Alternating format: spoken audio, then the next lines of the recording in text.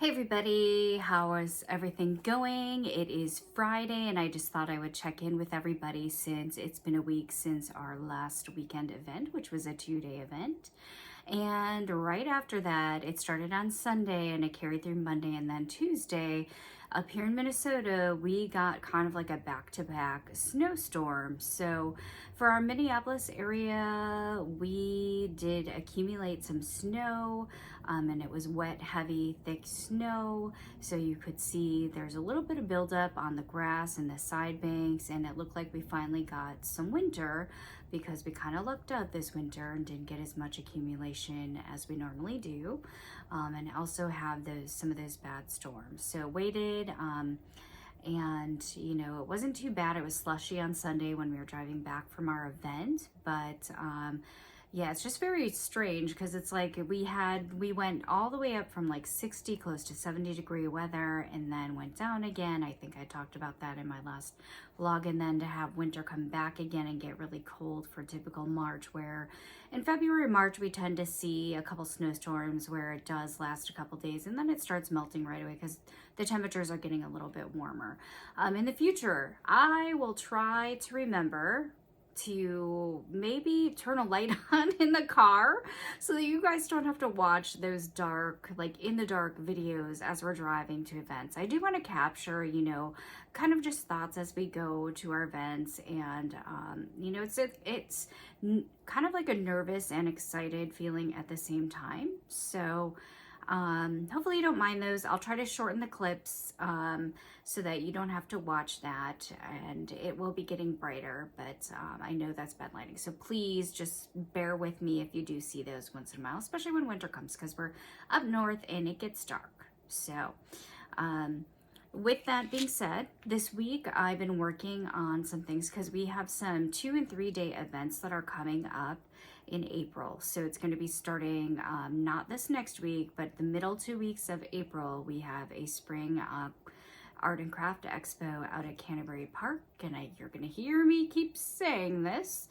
And then we also have Geek Craft Expo, and that's a Geek.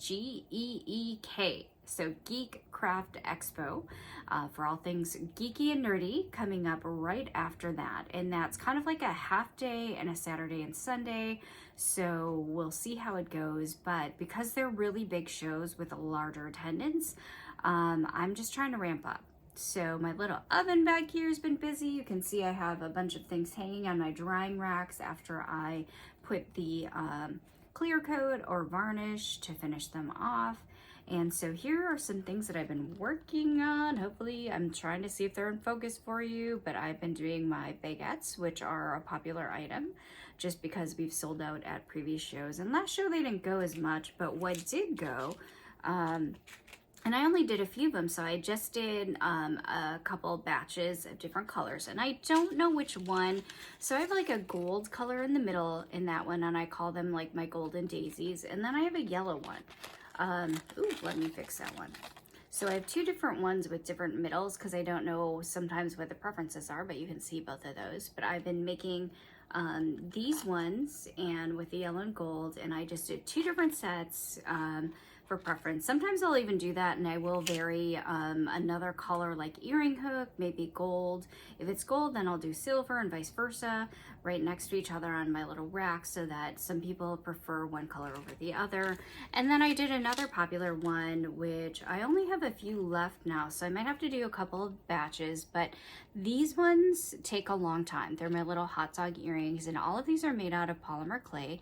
And there's just several steps that go into this one, and maybe I'll show the tutorial right after here. But because I'm painting them with pastels and coloring them as they start out in white clay, I'm adding liquid clay, I'm adding all the little touches, even little char marks to look like they've been grilled. So just kind of giving the realistic look. Same thing with these, I want them to look like they did, in fact, just come out of the oven, and they are little miniatures. So on the other side, I gave my husband a challenge for 3D because we combine everything. So we do a mix of like miniature 3D sculpture with my polymer clay because he makes my little furnitures and sets.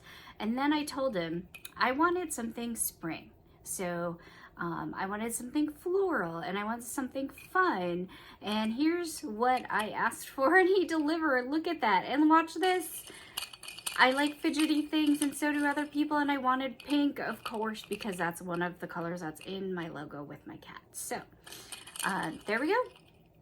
We have that one, and because I'm into the daisies and I was making them all week, he did a daisy. Check that out. That's 3D printed, and he did the little spinny wheel, so it's not too wobbly. It doesn't come off easily, and you can just keep playing with it and spinning it. But aren't these the coolest 3D prints ever? So he designs a lot of his pieces. He started out by following some other people who did 3D design, taught himself how to use the software, and then started making his own creations. And these are two of his newest, and I think they're just adorable. I can't wait for the shows so that people can like maybe make like little bouquets and just kind of have fun and have something to do with their hands while they're at the show.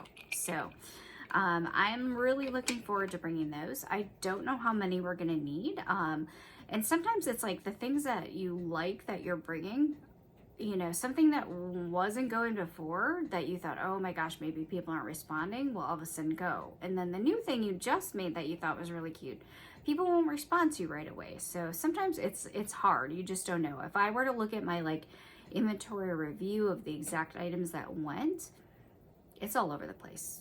It's kind of very up and down. I do my core, so the ones that I showed you, like the breads and the pastries and the flowers, they do seem to have like a higher sales amount than some of the other earrings that I have. And then some of the other earrings I don't even have anymore because they were kind of like, I did one small batch and that's it. So we'll see how everything goes, but I just had to do a check-in with you and just say thank you again to everybody who has subscribed. I think even my mom did, and like the last couple videos. Apparently she didn't know that I had a YouTube channel, so hopefully she's watching this. Hi, Mom. And I'm just kind of like, I'm really excited because these next few shows that we have coming up are supposed to have, again, it's just really big, so you get to meet a lot of other people, and they're really fun. So I'm going to be getting to see some people I haven't seen in a while. And then we're also going to be able to kind of like geek out and go around and look at all the things that we want to buy and meet some new people maybe that didn't attend last year. So I hope they keep growing because last year was a really big year again for everybody, or I should say bigger. It's not like, you know, if you're local, like I said, it's so that Geekcraft Expo, they do travel around, and I would recommend if you can. It's just a lot of fun. It's a fun group. I don't know how big or small they are, but I would say it's kind of like a smaller to mid-size, but it's nothing like, you know, like Anime Expo or something, or Comic-Con. You know, it's like kind of a smaller crowd. So I'd recommend it for those who are local or don't have to drive very far. I don't know necessarily if I fly in. Again, you'd want to save that for really, really big attendance. And I would say if the crowd is going to be 5K plus, or, you know, even more than that. And we'll see, because this spring, like the one at the Canterbury Park up here in Shakopee, Minnesota, it is supposed to be pretty big. So there may be over 5K, and that may be a big show, but the crowds can sometimes just kind of move through. I have very different stuff from the last time that I was there. I'm nervous because I don't know how it's gonna go. I didn't do well. I didn't make my space back last time, but I'm trying it again because I'm doing kind of like a second chance for some of the things that I haven't done in a while. And because all of my things have evolved, and I'm now doing more sculptural pieces and miniatures, which tend to be more popular. Granted, that's, you know, I just like doing them and creating small miniatures. So my things have kind of changed, and I did more heavily like art and print work, and hopefully I'll be able to do them again and build up, because I am trying to see if I can build up and make more stickers, because I still really like doing, there's something about hand drawing and, you know, all of the watercolors and the traditional arts that I still really enjoy as well, and plus digital. So we shall see how things kind of evolve again.